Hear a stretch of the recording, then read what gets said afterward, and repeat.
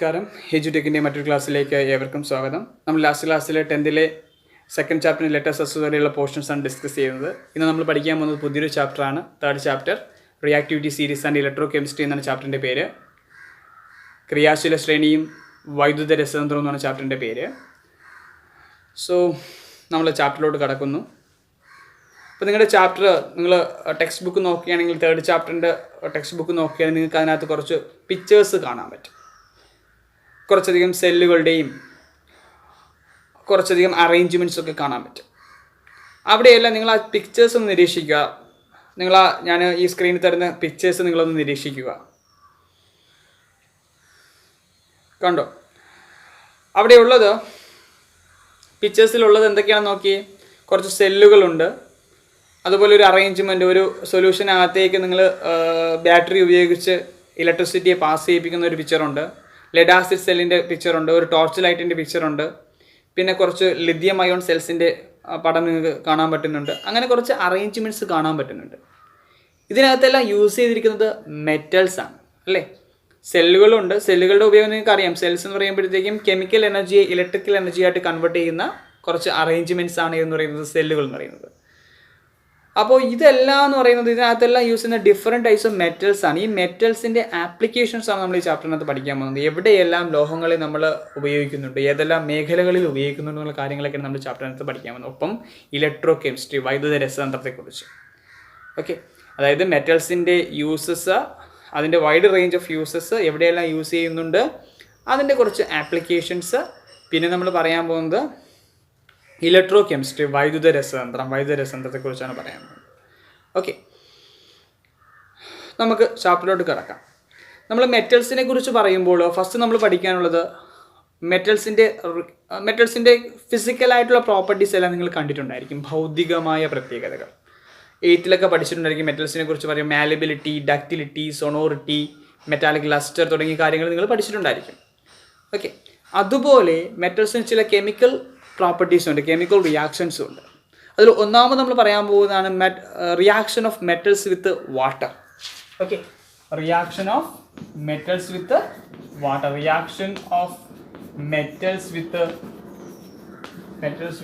Water. Okay, ജലവുമായുള്ള ലോഹങ്ങളുടെ പ്രവർത്തനം. ജലവുമായിട്ട് ലോഹങ്ങൾ എങ്ങനെ റിയാക്ട് ചെയ്യുന്നു, ജലവുമായുള്ള ലോഹങ്ങളുടെ പ്രവർത്തനമാണ് നമ്മൾ നോക്കാനായിട്ട് പോകുന്നത്. സോ അതിനായിട്ട് നമ്മൾ ചെയ്യാൻ പോകുന്നത് വ്യത്യസ്തങ്ങളായിട്ടുള്ള മെറ്റൽസ് എടുക്കാൻ പോവുകയാണ്. നമ്മൾ പ്രധാനമായിട്ട് എടുക്കുന്നത് ഒരു സോഡിയത്തിൻ്റെ ഒരു മെറ്റൽ പീസ് എടുക്കുന്നു, മാഗ്നീഷ്യത്തിൻ്റെ ഒരു പീസ് എടുക്കുന്നു, അതുപോലെ കോപ്പറിൻ്റെ ഒരു പീസ് എടുക്കുന്നു. ഇപ്പം നിങ്ങൾക്ക് എല്ലാവർക്കും പരിചയമുള്ളതാണ് സോഡിയം മെറ്റൽ, മാഗ്നീഷ്യം മെറ്റൽ, അതുപോലെ കോപ്പർ മെറ്റൽ. നമ്മൾ ചെയ്യാൻ പോകുന്നത് ഒരു ബീക്കറിലേക്ക് കുറച്ച് കോൾഡ് വാട്ടർ, തണുത്ത ജലം എടുത്തിട്ടുണ്ട്. ഓക്കെ, തണുത്ത ജലം എടുക്കുന്നു. ഇതിലേക്ക് ഞാൻ ചെയ്യാൻ പോകുന്ന ഒരു സോഡിയത്തിൻ്റെ ഒരു കുഞ്ഞു കഷ്ണം ഇടുന്നു, ഒരു സോഡിയത്തിൻ്റെ ഒരു പീസ് ഇടുന്നു. എന്ത് സംഭവിക്കുമായിരിക്കും? സോഡിയം വാട്ടറുമായിട്ട് എങ്ങനെ റിയാക്ട് ചെയ്യും? നമുക്കറിയാം വിഗറസ് റിയാക്ഷൻ ആണുള്ളത്. സോഡിയം വെള്ളത്തിലോട്ട് ഇട്ട ഉടനെ സോഡിയം വെള്ളവുമായിട്ട് പ്രവർത്തിച്ച് അങ്ങ് കത്തിത്തീരും. ദാറ്റ് മീൻസ് വളരെ ഫാസ്റ്റായിട്ട് സോഡിയം വാട്ടറുമായിട്ട് റിയാക്ട് ചെയ്യും. Okay, when you check the solution with use of phenolphthalein you will get a pink colour. അതായത് നിങ്ങൾ ഫിനോഫ്തലിൻ ആഡ് ചെയ്ത വെള്ളമാണ് എടുക്കുന്നതെങ്കിൽ its colour changes into pink. അപ്പോൾ ആദ്യം പ്രത്യേകിച്ച് കളറൊന്നുമില്ല, നമ്മൾ സോഡിയം ആഡ് ചെയ്ത് കഴിയുമ്പോൾ ഇതിൻ്റെ കളർ എന്തായിട്ട് മാറും? പിങ്ക് ആയിട്ട് മാറും. ഫിനോഫ്തലിൻ ചേർത്ത വാട്ടറാണ് എടുക്കുന്നതെങ്കിൽ പിങ്ക് ആയിട്ട് മാറും. അതിനർത്ഥം എന്ന് പറയുന്നതാണ് സോഡിയം വാട്ടറുമായിട്ട് റിയാക്ട് ചെയ്ത് സോഡിയത്തിൻ്റെ ഒരു ആൽക്കലി, സോഡിയം ഹൈഡ്രോക്സൈഡും അതുപോലെ ഹൈഡ്രജൻ ഗ്യാസും പ്രൊഡ്യൂസ് ചെയ്യും. അപ്പോൾ സാധാരണഗതിയിൽ മെറ്റൽസ് വാട്ടറുമായിട്ട് റിയാക്ട് ചെയ്യുമ്പോൾ മെറ്റൽ ഹൈഡ്രോക്സൈഡ്സ് ഉണ്ടാകും, ഒപ്പം ഹൈഡ്രജൻ ഗ്യാസ്, ഒരു ആൽക്കലി ഫോം ചെയ്യും, അതുപോലെ ഹൈഡ്രജൻ ഗ്യാസും പ്രൊഡ്യൂസ് ചെയ്യും. ഇവിടെ സോഡിയത്തിൻ്റെ റിയാക്ഷൻ എന്ന് പറയുന്നത് സോഡിയം കോൾഡ് വാട്ടറുമായിട്ട്, തണുത്ത ജലവുമായിട്ട് തന്നെ വളരെ ഫാസ്റ്റായിട്ട് റിയാക്ട് ചെയ്ത് എന്തുണ്ടാകും? സോഡിയം ഹൈഡ്രോക്സൈഡ്, ഹൈഡ്രജൻ ഗ്യാസും ഉണ്ടാകും. ഇനി നമ്മൾ സോഡിയത്തിന് പകരം മാഗ്നീഷ്യമാണ് എടുക്കുന്നതെങ്കിൽ, so when you take cold water it reacts very slowly. മാഗ്നീഷ്യത്തിൻ്റെ പ്രവർത്തനം എന്ന് പറഞ്ഞാൽ വളരെ സാവധാനത്തിലായിരിക്കും മാഗ്നീഷ്യം എന്ത് ചെയ്യുക? വെള്ളവുമായിട്ട് പ്രവർത്തിക്കുക, വളരെ സ്ലോയിലായിരിക്കും പ്രവർത്തിക്കുക, തണുത്ത ജലവുമായിട്ട് പ്രവർത്തിക്കുക. Instead of cold water when you take some hot water, magnesium reacts comparatively in faster rate to form corresponding hydroxide and hydrogen gas. അപ്പോൾ എന്താ സംഭവിക്കുക, നമ്മൾ തണുത്ത ജലവും എടുത്തപ്പോൾ തണുത്ത ജലവുമായിട്ട് മെഗ്നീഷ്യം വളരെ സാവധാനത്തിലാണ് റിയാക്ട് ചെയ്തത്, നിങ്ങൾക്ക് മനസ്സിലായി. എന്നാൽ തണുത്ത ജലത്തിന് പകരം കുറച്ച് ഹോട്ടായിട്ടുള്ള ചൂടുള്ള വെള്ളമാണ് എടുക്കുന്നതെങ്കിൽ താരതമ്യേന വേഗത്തിൽ മെഗ്നീഷ്യം പ്രവർത്തിച്ച് എന്ത് ചെയ്യുന്നു, അതിൻ്റെ ഹൈഡ്രോക്സൈഡും അതുപോലെ ഹൈഡ്രജൻ ഗ്യാസ് മെഗ്നീഷ്യം വാട്ടറുമായിട്ട് റിയാക്ട് ചെയ്യുമ്പോൾ അതിൻ്റെ മെഗ്നീഷ്യത്തിൻ്റെ ഹൈഡ്രോക്സൈഡും അതുപോലെ ഹൈഡ്രജൻ ഗ്യാസും ഉണ്ടാകും. അപ്പോൾ ഇത് മനസ്സിലാക്കാൻ വേണ്ടി നിങ്ങൾ ചെയ്യുന്നത് ആദ്യം കോൾഡ് വാട്ടർ എടുത്ത് മെഗ്നീഷ്യം ഇട്ട് നോക്കുക, വളരെ വളരെ സ്ലോയിലായിരിക്കും റിയാക്ഷൻ നടക്കുക. നിങ്ങൾ ഹോട്ട് വാട്ടർ ആണെങ്കിൽ കുറച്ചുകൂടി വേഗത്തിൽ നടന്ന് എന്ത് ചെയ്യുന്നു, മെഗ്നീഷ്യം ഹൈഡ്രോക്സൈഡ് ഫോം ചെയ്യും. സോ ഇനി നമ്മൾ കോൾഡ് വാട്ടർ ഹോട്ട് വാട്ടർ എടുത്ത് രണ്ടിലേക്ക് നമ്മൾ കോപ്പറിൻ്റെ പീസുകൾ ഇട്ട് വച്ചേക്കുക, ദിവസങ്ങളോളം വച്ചേക്കുക, യാതൊരുവിധ ചേഞ്ച് സംഭവിക്കുന്നത്. That means copper cannot reacts with water. വെള്ളവുമായിട്ട് കോപ്പർ എന്ത് ചെയ്യുന്നില്ല, റിയാക്ട് ചെയ്യുന്നില്ല. അപ്പോൾ അതിൽ നിങ്ങൾക്ക് എന്ത് മനസ്സിലാക്കാൻ പറ്റും? സോ മെറ്റൽസ് പൊതുവിൽ വാട്ടറുമായിട്ട് റിയാക്ട് ചെയ്യുകയാണെങ്കിൽ അതിൻ്റെ കറസ്പോണ്ടിങ് ഹൈഡ്രോക്സൈഡും ഹൈഡ്രജൻ ഗ്യാസും ഉണ്ടാകും. പക്ഷേ the reactivity of metals towards water is not same in the case of different metals. Actually it is different. അതായത് വ്യത്യസ്തങ്ങളായിട്ടുള്ള ലോഹങ്ങൾ എടുക്കുമ്പോൾ അവയുടെ ജലവുമായുള്ള പ്രവർത്തന തീവ്രത എന്തായിരിക്കും, വ്യത്യസ്തമായിരിക്കും. എല്ലാ ലോഹങ്ങളും ഒരുപോലെയല്ല വാട്ടറുമായിട്ട് റിയാക്ട് ചെയ്യുക. സോഡിയം ആണെങ്കിൽ വളരെ ഫാസ്റ്റായിട്ട് വിഗറസ് റിയാക്ഷൻ ആണ്, എന്നാൽ മാഗ്നീഷ്യം വിഗറസ് റിയാക്ഷൻ അല്ല. But magnesium combines with water. Magnesium ജലവുമായിട്ട് പ്രവർത്തിക്കും. എങ്ങനെയുള്ള ജലവുമായിട്ട്, ഹോട്ട് വാട്ടറുമായിട്ടായിരിക്കും റിയാക്ട് ചെയ്യുന്നത്. But in the case of copper it cannot combines with any form of water. വെള്ളവുമായിട്ട് ആര് റിയാക്ട് ചെയ്യുന്നില്ല, കോപ്പർ റിയാക്ട് ചെയ്യുന്നേ ഇല്ല. അപ്പോൾ നിങ്ങൾക്ക് എന്ത് മനസ്സിലായി?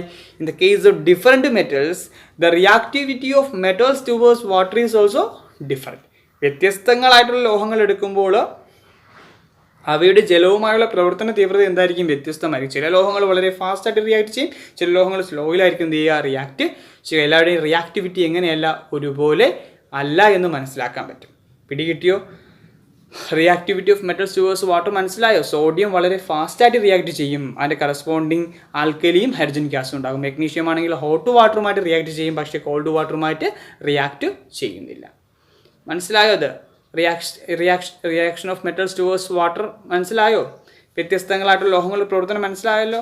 ഓക്കെ, നെക്സ്റ്റ് നമ്മൾ ഡിസ്കസ് ചെയ്യാൻ പോകുന്നത് reaction of metals with air ആണ്. Reaction of metals with air, വായുവുമായുള്ള മെറ്റൽസിൻ്റെ പ്രവർത്തനമാണ്. Reaction of metals with air, വായുവുമായുള്ള മെറ്റൽസിൻ്റെ പ്രവർത്തനമാണ്. നമുക്കെല്ലാവർക്കും അറിയാം മെറ്റൽസിൻ്റെ ഒരു പ്രോപ്പർട്ടിയാണ് മെറ്റാലിക് ലസ്റ്റർ എന്ന് പറയുന്നത്. Shining of metal surfaces. Okay, where the freshly cut surface of a metal has shining and that property is called metallic luster.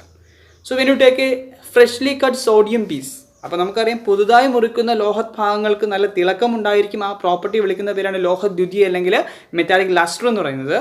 ഒരു സോഡിയം മെറ്റൽ എടുക്കുന്നതിനെ കട്ട് ചെയ്യുന്നു. ആ ഫ്രഷ്ലി കട്ട് സർഫസിന് എന്തുണ്ടായിരിക്കും, നല്ല തിളക്കം ഉണ്ടായിരിക്കും. So when it is exposed in air, നമ്മൾ വായുവിൽ തുറന്നു വച്ചിരിക്കുകയാണെങ്കിൽ what happens to the luster of sodium, it disappears after some time. വളരെ കുറച്ച് സമയത്തിന് ശേഷം, within seconds it's luster disappears. കുറച്ച് സമയങ്ങൾക്ക് ശേഷം അതിൻ്റെ luster എന്ത് ചെയ്തു, നഷ്ടപ്പെട്ടു പോകുന്നതായിട്ട് കാണാൻ പറ്റും. അപ്പോൾ sodium loses its luster within seconds when it is exposed in air because metals combines with the components present in the air. The components like oxygen, water and carbon dioxide, and it forms a new substances. As a result its luster disappears. അപ്പോൾ എന്താ സംഭവിച്ചത്, മെറ്റൽസിൻ്റെ ആ തിളക്കം നഷ്ടപ്പെടുവാൻ കാരണമെന്ന് പറയുന്നത് വായുവിലുള്ള oxygen അതുപോലെ തന്നെ carbon dye oxide, water എന്നിവയുമായിട്ട് ആര് റിയാക്ട് ചെയ്യാം, മെറ്റൽസ് കമ്പൈൻ ചെയ്യാം. അങ്ങനെ കമ്പൈൻ ചെയ്യുന്നതിൻ്റെ ഫലമായിട്ടാണ് അതിൻ്റെ തിളക്കം നഷ്ടപ്പെട്ടു പോകുന്നത്. ഇപ്പോൾ സോഡിയത്തിൻ്റെ കേസാണ് പറയുന്നതെങ്കിൽ സോഡിയം വായുവിലുള്ള ഓക്സിജനുമായിട്ട് കമ്പൈൻ ചെയ്ത് സോഡിയം ഓക്സൈഡ് ഫോം ചെയ്യാം.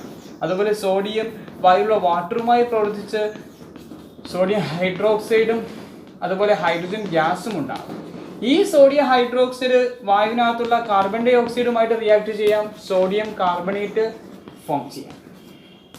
ഇതിൻ്റെയൊക്കെ ഫലമായിട്ട് മെറ്റൽസിൻ്റെ ആ ഒരു ലസ്റ്റർ, ആ തിളക്കം എന്ത് ചെയ്തു പോകാം, നഷ്ടപ്പെട്ട് പോകാം. അപ്പോൾ എന്തുകൊണ്ടാണ് മെറ്റൽസിൻ്റെ തിളക്കം നഷ്ടപ്പെടുന്നത് വെച്ചാൽ metals combines with the components like oxygen, water and carbon dioxide present in the atmosphere and it forms a new substance. As a result its luster disappears. Sodium loses its luster by reacting it with the oxygen, the component of air, to form sodium oxide. Again, this sodium combines with water to form sodium hydroxide. Again, this the sodium hydroxide formed in this manner combines with the carbon dioxide to form sodium carbonate. As a result, its luster disappears. അപ്പോൾ സാധാരണഗതിയിൽ ലോഹങ്ങൾക്ക് അവയുടെ തിളക്കം നഷ്ടപ്പെടുന്നു. എന്തുകൊണ്ടെന്ന് വെച്ച് കഴിഞ്ഞാൽ ലോഹങ്ങൾ അന്തരീക്ഷ വായുവിലുള്ള ഓക്സിജൻ, ജലം, അതുപോലെ തന്നെ കാർബൺ ഡൈ ഓക്സൈഡ് എന്നിവയുമായി പ്രവർത്തിച്ച് പുതിയ പദാർത്ഥങ്ങളായിട്ട് മാറുന്നു. അതിൻ്റെ ഫലമായിട്ട് അതിൻ്റെ തിളക്കം എന്ത് ചെയ്തു പോകാം? നഷ്ടപ്പെട്ട് പോകാം. ഓക്കെ, നിങ്ങൾക്ക് എല്ലാവർക്കും പരിചയമുള്ളതാണ് ഇരുമ്പ് തുരുമ്പിക്കുന്നത്, റസ്റ്റിംഗ് ഓഫ് അയൺ. എങ്ങനെയാണ് റസ്റ്റിംഗ് നടക്കുന്നത്? ഒരു പുതിയ ഇരുമ്പാണ് നിങ്ങൾ വെറുതെ നമ്മൾ അന്തരീക്ഷത്തിൽ വെച്ചിരുന്നാൽ അല്ലെങ്കിൽ നമ്മൾ വായുവിൽ തുറന്ന് വെച്ചിരുന്നാൽ തൊട്ടടുത്ത ദിവസം ആകുമ്പോൾ തുരുമ്പിച്ചിരിക്കുമോ? ഇറ്റ് ടേക്ക് സം ടൈം അല്ലേ? പക്ഷേ സോഡിയം ആണെങ്കിൽ വളരെ ഫാസ്റ്റായിട്ട് റിയാക്ഷൻ നടക്കും. മാഗ്നീഷ്യത്തിൻ്റെ റിബൺ നിങ്ങൾ കണ്ടിട്ടുണ്ടായിരിക്കും, സ്കൂൾ ലാബുകളിൽ നിങ്ങൾ മാഗ്നീഷ്യം റിബൺ കണ്ടിട്ടുണ്ടായിരിക്കും. ഓക്കെ, അതിൻ്റെ പുറത്ത് നിങ്ങൾക്കൊരു കോട്ടിംഗ് ഉള്ളതായിട്ട് കാണാൻ പറ്റും. നമ്മൾ അതിനെ ഒരു സാൻഡ് പേപ്പർ ഉപയോഗിച്ച് ഉരസുകയാണെങ്കിൽ അതിൻ്റെ ലസ്റ്റർ നിങ്ങൾക്ക് മനസ്സിലാകും. When it is placed in air it loses lustre by combining it with oxygen present in the atmosphere. വായുവിലുള്ള ഓക്സിജനുമായി പ്രവർത്തിച്ച് മാഗ്നീഷ്യം അതിൻ്റെ ലസ്റ്റർ എന്ത് ചെയ്യുന്നു? ലോസ് ചെയ്യുന്നു. ഒരു പെട്ടെന്ന് നടക്കുന്ന പ്രോസസ് അല്ല, വളരെ സ്ലോയിൽ മാഗ്നീഷ്യം എന്ത് ചെയ്യാം? വായുവിലുള്ള ഓക്സിജനുമായിട്ട് കമ്പൈൻ ചെയ്ത് മാഗ്നീഷ്യം ഓക്സൈഡായിട്ട് മാറുന്നു. അതുകൊണ്ടാണ് അവിടെ എന്ത് സംഭവിക്കുന്നത്? അതിൻ്റെ ലസ്റ്റർ, അതിൻ്റെ തിളക്കം നഷ്ടപ്പെട്ട് പോകുന്നത്. ഇതേ രീതിയിൽ ഇരുമ്പിന് സംഭവിക്കുന്നത്, ഇരുമ്പ് വായുവിലുള്ള വാട്ടർ വേപ്പറുമായിട്ട് കമ്പൈൻ ചെയ്യുന്നു.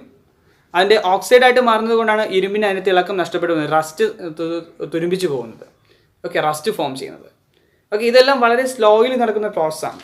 Aluminium loses is shining as time passes by. സമയം കഴിയുന്നതിനനുസരിച്ച്, ദിവസങ്ങൾ പോകുന്നതിനനുസരിച്ച് അലൂമിനിയത്തിൻ്റെ ഷൈനിങ് നഷ്ടപ്പെട്ടു പോകുന്നു. ഓക്കെ, അലുമിനിയത്തിൻ്റെ തിളക്കം ഇല്ലാതാകുന്നു. അലുമിനിയം വെസൽസിൻ്റെ തിളക്കം നഷ്ടപ്പെട്ടു പോകുന്നു. കാരണം വെച്ചാൽ അതും അവിടെ വായുവുമായിട്ട് സമ്പർക്കത്തിൽ വരും, വായുവിലുള്ള കമ്പണൻസുമായിട്ട് സമ്പർക്കത്തിൽ വരുന്നു, കോൺടാക്റ്റ് വരുന്നതുകൊണ്ടാണ്. നിങ്ങൾക്കറിയാം, ചെമ്പ് പാത്രങ്ങൾ അല്ലെങ്കിൽ ചെമ്പ് യൂട്ടൻസിൽസ് ഒക്കെ എടുക്കുമ്പോൾ അതിൻ്റെ പുറത്ത് ക്ലാവ് പിടിക്കുന്നത്, വെർഡിഗ്രീസ് ഫോം ചെയ്യുന്നത്, that is also due to the reaction of copper with the components present in the air. Okay, അപ്പോൾ അവിടേക്ക് റിയാക്ഷൻ നടക്കാൻ ചിലപ്പോൾ മാസങ്ങൾ വേണ്ടി വരും. വളരെ സ്ലോയിലായിരിക്കും റിയാക്ഷൻ നടക്കുന്നത്. എന്നിരുന്നാൽ തന്നെ നമുക്കെല്ലാവർക്കും പരിചയമുള്ളൊരു മെറ്റലാണ് ഗോൾഡ് എന്ന് പറയുന്നത്. ഗോൾഡിൻ്റെ തിളക്കത്തിന് എന്തെങ്കിലും, അതിൻ്റെ ഷൈനിങ്ങിന് എന്തെങ്കിലും മാറ്റം സംഭവിക്കുന്നുണ്ടോ? ഒരിക്കലുമില്ല. അതായത് ഗോൾഡ് എന്ത് ചെയ്യുന്നില്ല? അന്തരീക്ഷ വായുവുമായിട്ട് പ്രവർത്തിക്കുന്നില്ല.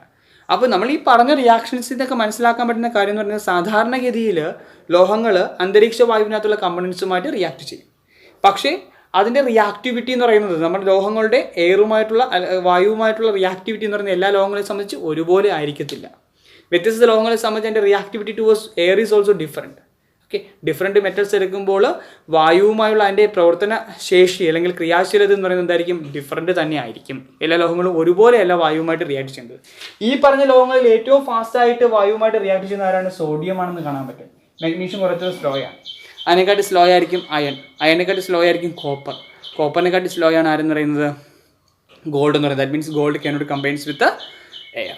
മനസ്സിലായല്ലോ? അപ്പോൾ നമ്മൾ രണ്ട് കേസ് പറഞ്ഞു, റിയാക്ടിവിറ്റി ഓഫ് മെറ്റൽസ് ടുവേഴ്സ് വാട്ടറും പറഞ്ഞു, എയറും പറഞ്ഞു. അപ്പോൾ ഈ രണ്ട് പോയിന്റിൽ നിന്ന് മനസ്സിലാക്കാൻ പറ്റുന്ന കാര്യം എന്ന് പറയുന്നത്, വ്യത്യസ്തങ്ങളായിട്ടുള്ള മെറ്റൽസ് എടുക്കുമ്പോൾ അവയുടെ റിയാക്ടിവിറ്റി എന്ന് പറയുന്നത് എയറുമായിട്ടും വാട്ടറുമായിട്ടുള്ള റിയാക്ടിവിറ്റി എന്ന് പറയുന്നത് എന്തായിരിക്കും? ഡിഫറൻ്റ് ആയിരിക്കും എന്ന് മനസ്സിലാക്കാനായിട്ട് ഈ രണ്ട് പോയിന്റ്സ് മനസ്സിലായ എല്ലാവർക്കും.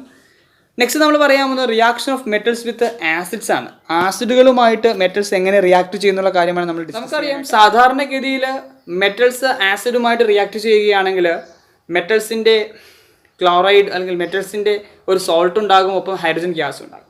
ഇവിടെ ഞാൻ ഡിഫറൻറ്റ് മെറ്റൽസ് ഒരേ സൈസിലും ഒരേ ഷേപ്പിലുമുള്ള ഡിഫറൻറ്റ് മെറ്റൽസ് നേർപ്പിച്ച് ഡൈലൂട്ട് ഹൈഡ്രോക്ലോറിക് ആസിഡുമായിട്ട് റിയാക്ട് ചെയ്യിപ്പിക്കാൻ പോവുകയാണ്.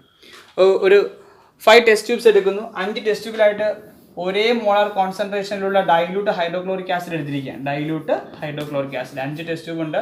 First one, second one, third one, fourth test tube and the last one, fifth test tube. ഇങ്ങനെ 5 ടെസ്റ്റ് ട്യൂബ്സ് ഉണ്ട്. ഈ 5 ടെസ്റ്റ് ട്യൂബിലും equal quantity dilute hydrochloric acid, ഒരേ ക്വാണ്ടിറ്റിയിലുള്ള ഡൈലൂട്ട് ഹൈഡ്രോക്ലോറിക് ആസിഡാണ് നമ്മൾ എടുക്കുന്നത്. ഓക്കെ, 5 ടെസ്റ്റ് ട്യൂബ്സ് ഉണ്ട്. 5 ടെസ്റ്റ് ട്യൂബ്സിലും ഒരേ ക്വാണ്ടിറ്റിയിൽ ഒരേ മോളാർ കോൺസെൻട്രേഷനിലുള്ള ഡൈലൂട്ട് ഹൈഡ്രോക്ലോറിക് ആസിഡ് എടുത്തിരിക്കുന്നു. ഇനി first test tube add a iron piece. ഒന്നാമത്തെ ഞാനൊരു അയൺ പീസ് ആഡ് ചെയ്യുന്നു.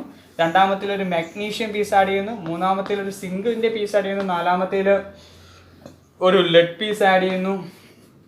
അടുത്തത് ഞാനൊരു കോപ്പറിൻ്റെ പീസ് ഇടുന്നു. അപ്പോൾ 5 ടെസ്റ്റ് ട്യൂബിൽ ഒരേ കോൺസെൻട്രേഷനുള്ള ആസിഡ് എടുത്തിട്ടുണ്ട്.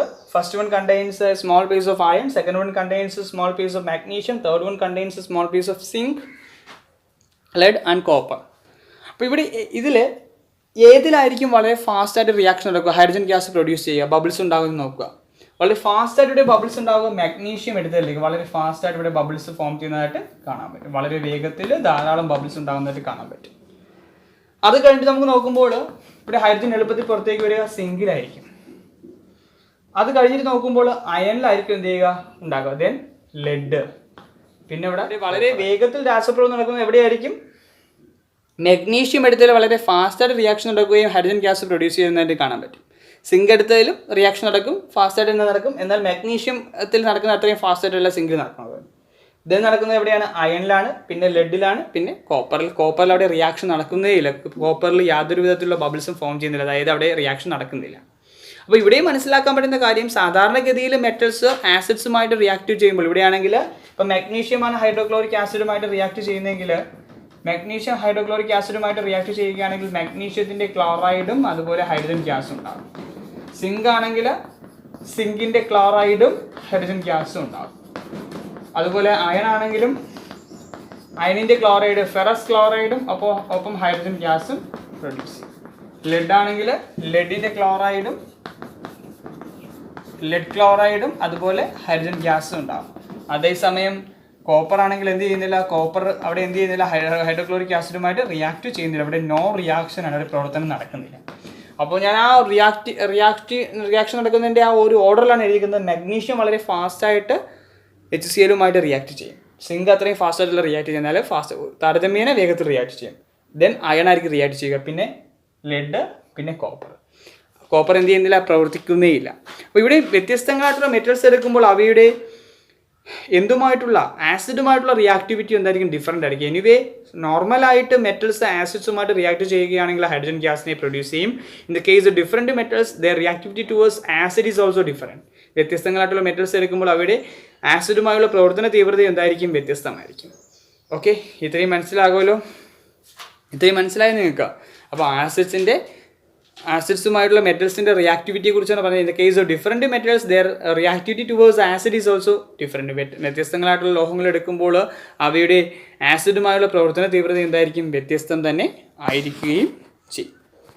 അപ്പോൾ നിങ്ങൾക്കൊരു കാര്യം മനസ്സിലാക്കാൻ പറ്റും, വ്യത്യസ്തങ്ങളായിട്ടുള്ള ലോഹങ്ങൾ എടുക്കുമ്പോൾ അവയുടെ റിയാക്ടിവിറ്റി എന്ന് പറഞ്ഞാൽ ക്രിയാശീലത എന്ന് പറയുന്നത് എന്തായിരിക്കും, ഡിഫറെൻ്റ് ആയിരിക്കും. ഇങ്ങനെ മെറ്റൽസിൻ്റെ അവയുടെ റിയാക്ടിവിറ്റിക്ക് അനുസരിച്ച് റിയാക്ടിവിറ്റിയുടെ ഡിസെൻഡിങ് ഓർഡറിൽ റിയാക്ടിവിറ്റി കുറഞ്ഞു വരുന്ന ക്രമത്തിൽ അറേഞ്ച് ചെയ്തുകൊണ്ട് മെറ്റൽസിൻ്റെ ഒരു സീരീസ് തയ്യാറാക്കി വെച്ചിട്ടുണ്ട്. ആ സീരീസിനെ നമ്മൾ വിളിക്കുന്ന പേരാണ് റിയാക്ടിവിറ്റി സീരീസ് അല്ലെങ്കിൽ ക്രിയാശീല ശ്രേണി എന്ന് പറയും. ലോഹങ്ങളെ അവയുടെ ക്രിയാശീലത കുറഞ്ഞു വരുന്ന ക്രമത്തിൽ ക്രമീകരിച്ചുകൊണ്ട്, എല്ലാ ലോഹങ്ങളെല്ലാം ചില ലോഹങ്ങളെ ഉൾപ്പെടുത്തിക്കൊണ്ട് അവയുടെ ക്രിയാശീലത കുറഞ്ഞു വരുന്ന ക്രമത്തിൽ ക്രമീകരിച്ചുകൊണ്ട് തയ്യാറാക്കിയിരിക്കുന്ന സീരീസിനെ നമ്മൾ പറയുന്ന പേരാണ് റിയാക്ടിവിറ്റി സീരീസ് അല്ലെങ്കിൽ ക്രിയാശീല ശ്രേണി എന്ന് പറയുന്നത്. ലോഹങ്ങളെ അവയുടെ ക്രിയാശീലത കുറഞ്ഞു വരുന്ന ക്രമത്തിൽ ക്രമീകരിച്ചുകൊണ്ട് അറേഞ്ച് ഉണ്ടാക്കിയിരിക്കുന്ന ഒരു ശ്രേണിയുണ്ട്. ആ ശ്രേണിയെ വിളിക്കുന്ന പേരാണ് എന്ത്, ക്രിയാശീല ശ്രേണി അല്ലെങ്കിൽ റിയാക്ടിവിറ്റി സീരീസ് എന്ന് പറയുന്നത്. ആ റിയാക്ടിവിറ്റി സീരീസിനകത്ത് വരുന്ന ചില ലോഹങ്ങൾ ദാ ബോർഡിൽ കൊടുത്തിട്ടുണ്ട്, ഒന്ന് നോക്കുക. ഏതൊക്കെയാണ് ലോഹങ്ങൾ നമുക്ക് നോക്കാം. Potassium, sodium, calcium, magnesium, aluminium. അപ്പോൾ ആദ്യത്തെ 5 ലോഹങ്ങളാണ്. ഏറ്റവും ക്രിയാശീലത കൂടുതൽ പൊട്ടാസ്യത്തിനാണ്. Potassium, sodium, calcium, magnesium, aluminium. Potassium, sodium, calcium, magnesium, aluminium. Okay, അപ്പോൾ potassium, sodium, calcium, magnesium, aluminium. അടുത്ത് വരുന്ന ലോഹമാണ് ഇതൊക്കെയാണ് zinc, iron, nickel, tin, lead. അപ്പോൾ ഫസ്റ്റ് 5 മെറ്റൽസ് ഇതൊക്കെയാണ്: potassium, sodium, calcium, magnesium, aluminium. Zinc, iron, nickel, tin, lead. Okay, അപ്പോൾ ആദ്യത്തെ 5 elements ഏതൊക്കെയാണ്? Potassium, sodium, calcium, magnesium, aluminium. Then zinc, iron, then nickel, tin, lead. Okay, ഇതൊക്കെയാണ് elements. ഏതൊക്കെയാണ്? Potassium, sodium, calcium, magnesium, aluminium, zinc, iron, nickel, tin, lead. അപ്പോൾ ഈ പറഞ്ഞ മെറ്റൽസിൻ്റെയൊക്കെ പ്രത്യേകത എന്ന് പറയുന്നത് ഇതെല്ലാം തന്നെ ആസിഡിലായിരിക്കുമ്പോൾ ഹൈഡ്രജനെ ഡിസ്പ്ലേസ് ചെയ്യുന്ന എലമെൻറ്റ്സ് ആണ്. ഹൈഡ്രജനെ പ്രൊഡ്യൂസ് ചെയ്യുന്നത്, ആസിഡുമായിട്ട് റിയാക്ട് ചെയ്ത് ഹൈഡ്രജനെ പ്രൊഡ്യൂസ് ചെയ്യുന്ന എലമെൻറ്റ്സ് ആണ്. എലമെൻറ്റ്സ് ഇതൊക്കെയാണ്. അടുത്തത് ഹൈഡ്രജൻ. ഹൈഡ്രജൻ ഒരു ബേസ് ആയിട്ട് ഉൾപ്പെടുത്തിയിരിക്കുന്ന ഹൈഡ്രജൻ, കോപ്പർ, സിൽവർ, ഗോൾഡ്. അപ്പോൾ ഈ ഹൈഡ്രജന് മുകളിൽ വരുന്ന എലമെന്റ്സ് എല്ലാം ഹൈഡ്രജനെ ആസിഡിലായിരിക്കുമ്പോൾ ഡിസ്പ്ലേസ് ചെയ്യുന്ന എലമെന്റ്സും ഇത് ആസിഡുമായിട്ട് പ്രവർത്തിക്കാത്ത എലമെന്റ്സ് ആണ്. കോപ്പർ, സിൽവർ, ഗോൾഡ് ഹൈഡ്രജനെ ഡിസ്പ്ലേസ് ചെയ്യാത്ത എലമെന്റ്സ് ആണ്. അല്ലെങ്കിൽ കോപ്പർ, സിൽവർ, ഗോൾഡ്. അപ്പോൾ ആ റിയാക്ടിവിറ്റി സീരീസ് അറിഞ്ഞിരിക്കുക. എലമെന്റ്സ് ഇതൊക്കെയാണ്: potassium, sodium, calcium, magnesium, aluminium, zinc, iron, nickel, tin, lead, hydrogen, copper, silver, gold എന്നിവയാണ് റിയാക്ടിവിറ്റി സീരീസിനകത്ത് വരുന്ന എലമെന്റ്സ്. അപ്പോൾ ഇന്ന് നമ്മൾ പഠിച്ച കാര്യങ്ങൾ ഒന്നുകൂടെ പറയാം. നമ്മൾ ഡിസ്കസ് ചെയ്ത ചാപ്റ്റർ 3rd ചാപ്റ്ററാണ്, reactivity series and electrochemistry. ഇതിനകത്ത് നമ്മൾ മെറ്റൽസിൻ്റെ റിയാക്ഷനെ കുറിച്ചാണ് പറഞ്ഞത്. First reaction of metals towards water, then air, then acids, പിന്നെ നമ്മൾ പറഞ്ഞത് റിയാക്ടിവിറ്റി സീരീസാണ്. ഇത്രയും കാര്യങ്ങൾ നിങ്ങൾക്ക് എല്ലാവർക്കും മനസ്സിലായി കാണുമെന്ന് വിശ്വസിക്കുന്നു. നിങ്ങളുടെ അഭിപ്രായങ്ങൾ കമൻറ്റുകളായിട്ട് രേഖപ്പെടുത്തുക. നന്ദി, നമസ്കാരം.